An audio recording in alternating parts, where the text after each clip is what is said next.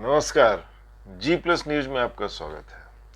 आजकल देश में एक बहुत बड़ी कंट्रोवर्सी चल रही है, विवाद चल रहा है और वो भी चल रहा है देश के chief justice of India, Bharat के मुख्य न्यायाधीश श्री गवई साहब के खिलाफ चल रहा है।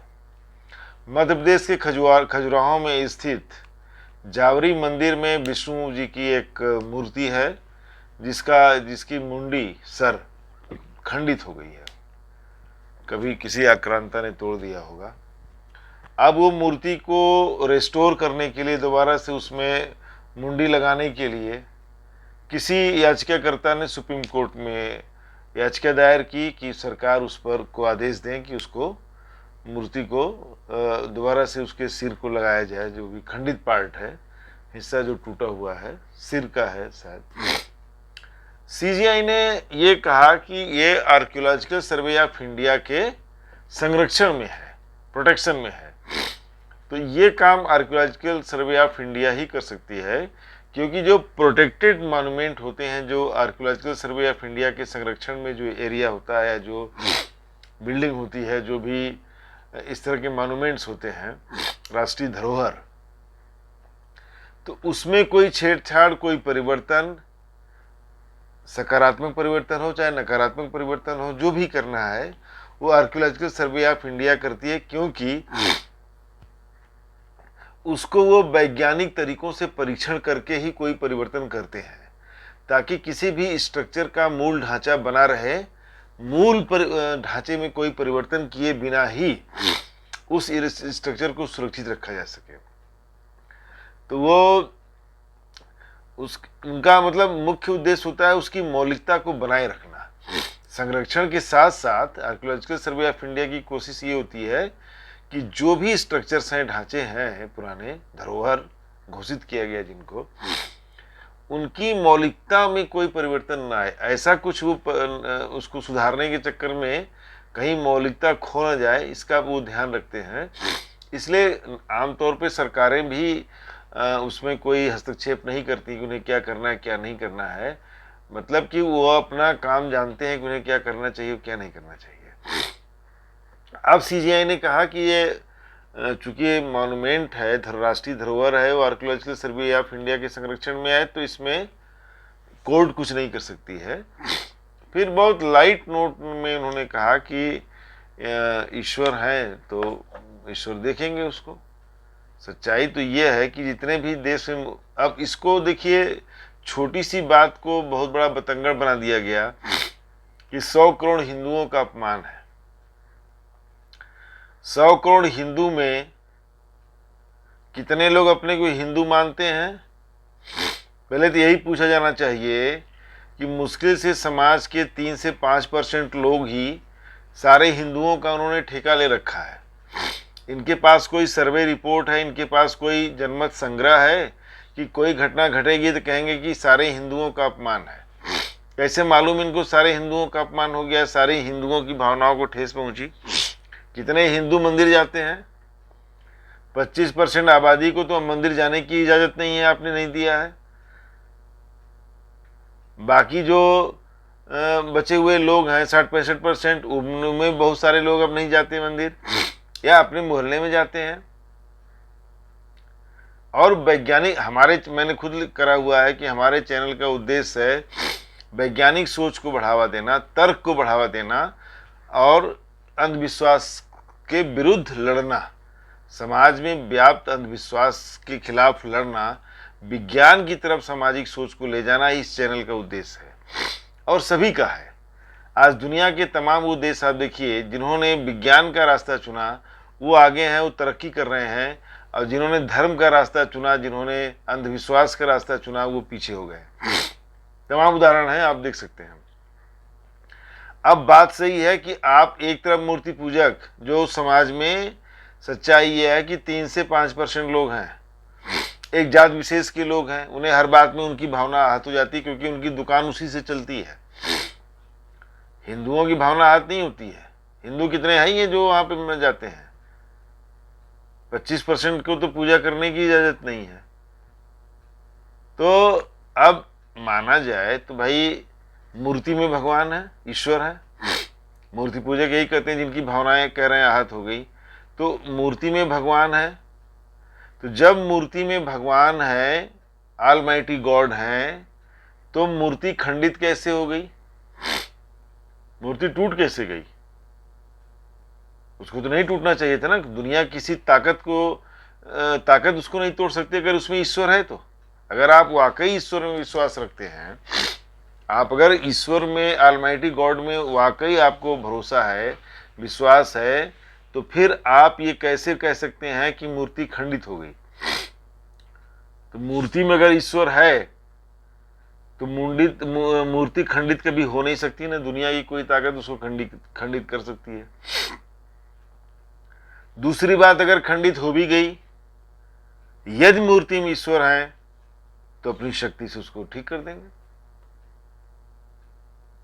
आप एक तरफ करते हो कि मूर्ति में ईश्वर है, प्राण प्रतिष्ठा है, दूसरी तरफ मूर्ति खंडित हो रही है तो आप कोर्ट आ रहे हैं।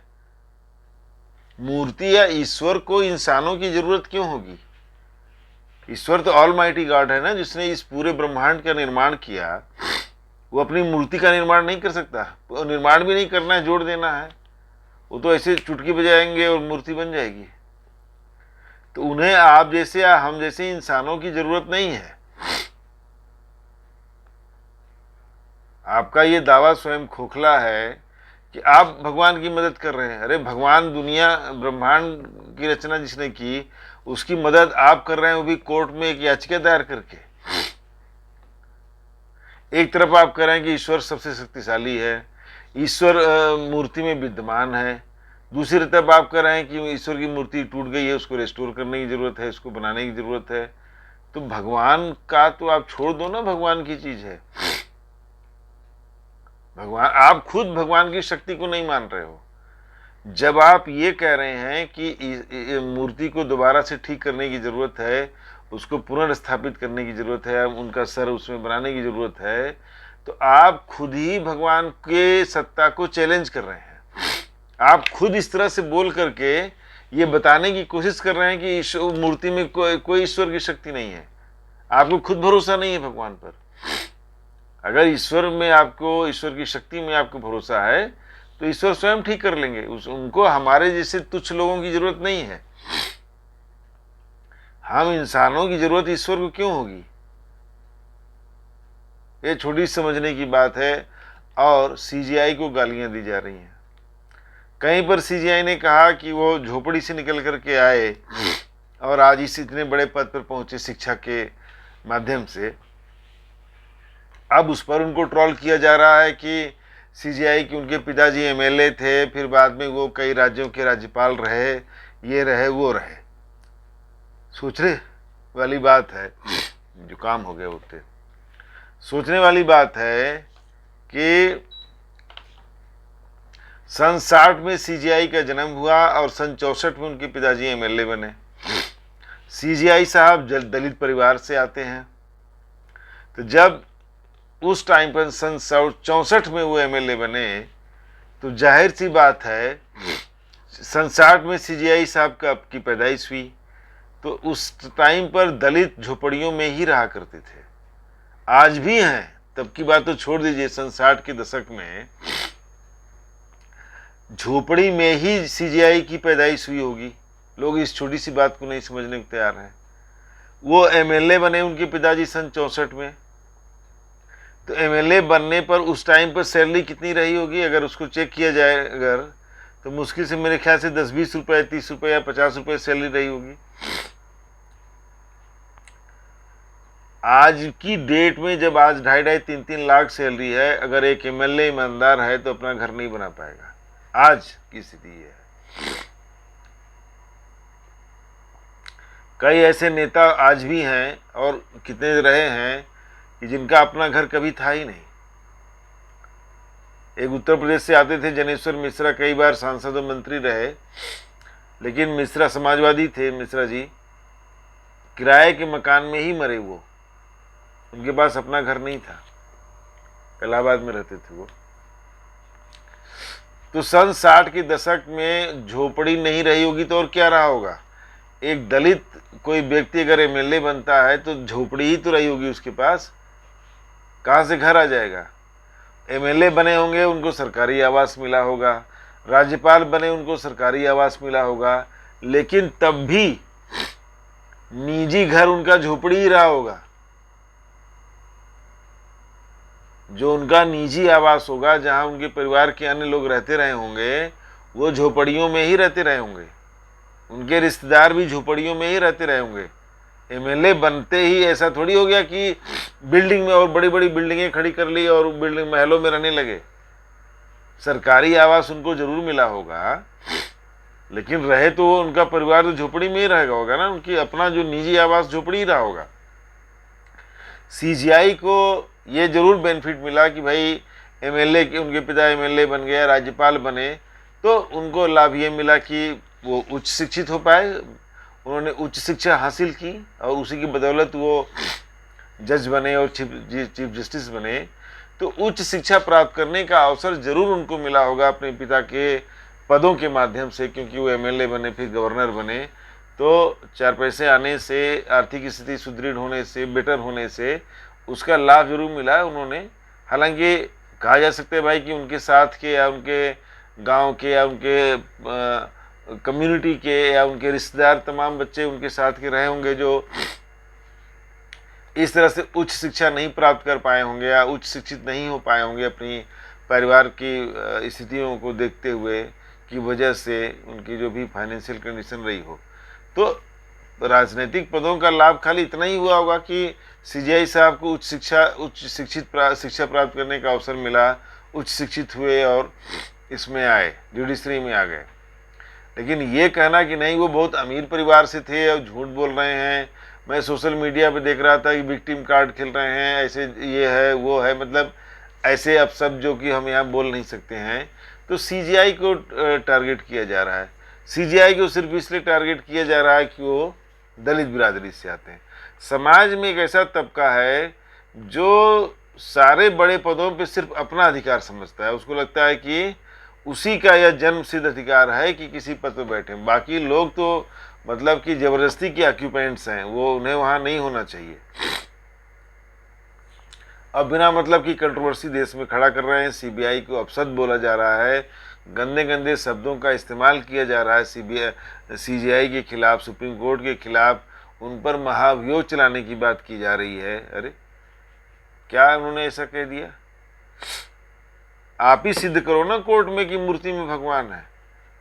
अभी कहा जाए तो आप हिंदुओं की भावनाएं आहत हो रही हैं, हिंदुओं की कोई भावनाएं नहीं आहत हो रही, न तो आपके पास कोई मैकेनिज्म है कि हिंदुओं की भावनाएं आहत हो रही हैं। समाज के 5% 10% लोग जो धर्म की दुकान चलाते हैं उन्हीं की भावनाएं आहत होती हैं ऐसी चीजों से, बाकी तो किसी से कोई मतलब ही नहीं है। आप जाइए आम आदमी से पूछिए जो दिन भर के कामधाम में लगा हुआ है, तो उसको पता ही नहीं होगा क्या कंट्रोवर्सी चल रही है। जिन्होंने मूर्ति के नाम पर अपनी दुकानें चलाई हैं, जो धर्म की कमाई खाते हैं, उसी से उनका पेट भरता है, उसी से वो तरक्की कर रहे हैं, उसी से हर जगह काबिज हो रहे हैं, तो उनकी भावनाएं जरूर आहत हो रही हैं, किसी की भावनाएं नहीं आहत हो रही हैं। लोग चीफ जस्टिस के साथ हैं। देश में वैज्ञानिक सोच बढ़ाने की जरूरत है, देश में वैज्ञानिकता बढ़ाने की जरूरत है, देश को अंधविश्वास से दूर ले जाने की जरूरत है, तभी देश और समाज में समरसता आएगी, तभी देश में तरक्की के रास्ते खुलेंगे, तभी लोगों को की सोच बदलेंगे। तो आज अंधविश्वास से समाज को दूर करने की जरूरत है, आज वैज्ञानिक चेतना विकसित करने की जरूरत है, और सीजीआई पर फालतू में हमला कर रहे हैं ये जातिवादी शक्तियां हैं, जिनको नहीं बर्दाश्त हो रहा है कि एक दलित का बच्चा, एक दलित परिवार का व्यक्ति देश के मुख्य न्यायाधीश बने हैं, ये उनको हजम नहीं हो रहा है। तो वो ये ना कह करके कि हमें हजम नहीं हो रहा है, हिंदुओं को हजम नहीं हो रहा है, हिंदुओं की भावना आहत हो गई, हिंदू, अरे कितने हिंदू तुम्हारे साथ हैं, कितने हिंदू आपके साथ हैं, जरा गिन के दिखाइए तो। 100 में 10 लोग हैं आप, 100 में 10 से 10 लोग से ज्यादा नहीं है आप। अब बस हिंदुओं की भावनाएं आहत हो रही, हिंदुओं की भावनाएं आहत हो रही, हिंदुओं की भावनाएं, सारे हिंदुओं का ठेका तो इन्होंने ले रखा है। ये दुर्भाग्यपूर्ण है, ऐसा नहीं होना चाहिए। सीजीआई ने कोई बात कहा भी है तो उसको सकारात्मक रूप में लीजिए। एक नॉर्मल टिप्पणी है जो लोग करते हैं, उनके निजी जीवन पे हमले हो रहे हैं, उल्टी सीधी बातें की जा रही हैं। नकेल तो कसने की ज़रूरत है। सोशल मीडिया पर जो लोग बैठ करके गालियां बकते हैं, सरकार को इसको संज्ञान में लेना चाहिए और ऐसे लोगों की पहचान करके उनके खिलाफ कड़ी कार्रवाई की जानी चाहिए। मिलते हैं दोस्तों नेक्स्ट वीडियो में किसी और टॉपिक पर। नमस्कार, धन्यवाद।